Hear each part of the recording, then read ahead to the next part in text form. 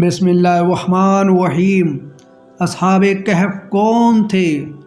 محترم عزیز دوستو، آج ہم بیان کرنے والے ہیں ایک دلچسپ واقعہ، اللہ کی قدرت۔ اصحاب کہف کون تھے؟ اصحاب کہف کے معنی غار والوں کے ہے۔ یہ چند سچے مومن نوجوان لڑکوں کا قصہ ہے جس کو قرآن پاک میں سورہ کہف میں بیان کیا گیا ہے۔ آج سے سینکڑوں سال پہلے کسی ملک میں ایک مشرک اور ظالم بادشاہ تھا۔ وہ خود بھی اللہ کو چھوڑ کر بتوں کی پوجا کرتا تھا اور دوسروں کو بھی بتوں کی پوجا کا حکم دیتا تھا۔ جو ایسا نہیں کرتا اس کو سخت سزائیں دیتا۔ اس کی سلطنت میں کچھ نوجوان لڑکے جن کی تعداد تقریباً 7 تھی، اللہ نے ان کو سیدھا راستہ دکھایا۔ یہ اللہ کو مانتے اور بتوں کو پوجنے کو برا سمجھتے تھے۔ ان کے ماں باپ نے ان کو بہت سمجھایا کہ بادشاہ کو اگر خبر ہو گئی تو تم لوگوں کو قتل کر دے گا، لیکن ان بچوں کے دلوں میں اللہ کی محبت گھر کر گئی تھی۔ ماں باپ کی بھی نہ سنی اور اللہ کی تعریف اعلانیہ کرنے لگے۔ آخر ایک دن بادشاہ کو خبر پہنچ گئی۔ لڑکے ڈر کی وجہ سے ایک پہاڑ کی غار میں جا کر چھپ گئے۔ ان کے ساتھ ان کا کتا بھی تھا، وہ بھی ساتھ چلا گیا۔ دوستو، جب کوئی شخص اللہ کا ہو جاتا ہے تو اللہ بھی اس کی مدد کرتا ہے۔ جب یہ گفا میں پہنچے تو اللہ تعالیٰ نے ان کو گہری نیند میں سلا دیا اور کتا غار کے منہ پر بیٹھ گیا، اس کو بھی اللہ تعالیٰ نے سلا دیا۔ اللہ تعالیٰ نے اپنی نشانی اور لوگوں کو اپنی قدرت دکھانے کے لیے ان 7 لوگوں کو 300 سال تک سلائے رکھا۔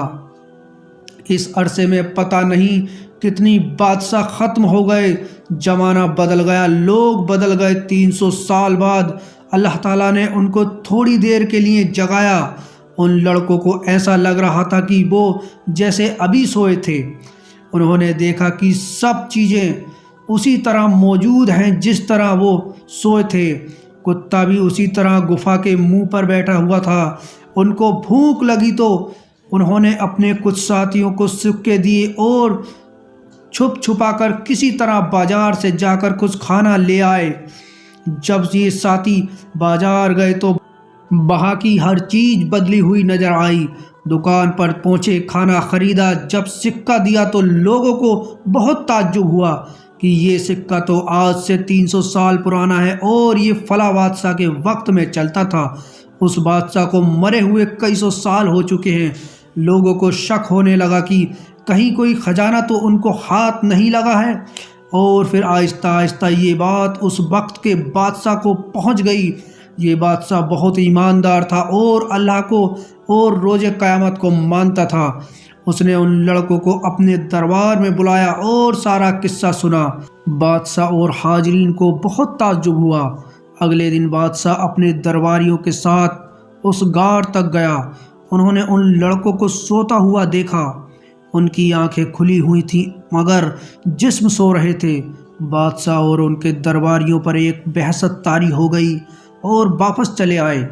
یہ لڑکا بھی جو کھانا لینے آیا تھا غار میں داخل ہوتے ہی اپنے ساتھیوں کے ساتھ مل کر سو گیا۔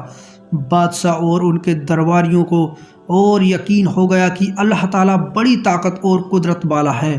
مرنے کے بعد وہ اسی طرح زندہ کرے گا جس طرح ان غار والوں کو کیا ہے۔ یہ لوگ اسی غار میں قیامت تک سوتے رہیں گے۔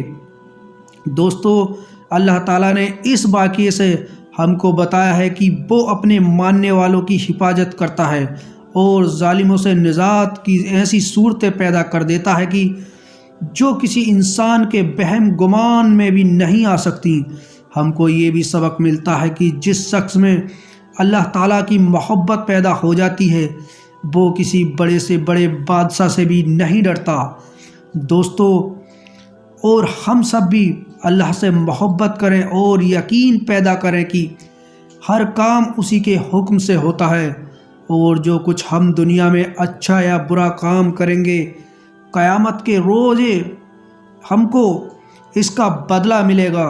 محترم عزیز دوستو، ہمیں چاہیے کہ ہر وقت اللہ کے خوف سے ڈرنا چاہیے اور برے کاموں سے بچنا چاہیے، اور اللہ کا ہر حال میں شکر ادا کرنا چاہیے۔